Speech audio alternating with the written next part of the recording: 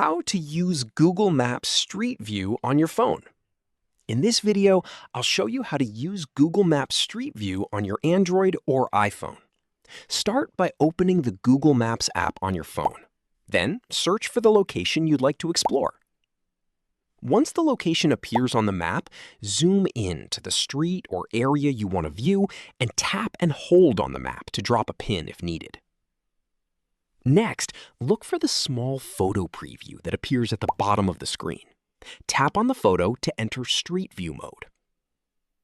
Once you're in Street View, you can swipe your finger across the screen or move your phone around to look in different directions.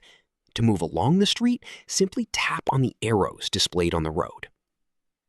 When you're finished exploring, tap the back arrow to exit Street View and return to the map. Please note that Street View is only available in locations where Google has captured imagery, so it may not be available everywhere. That's it.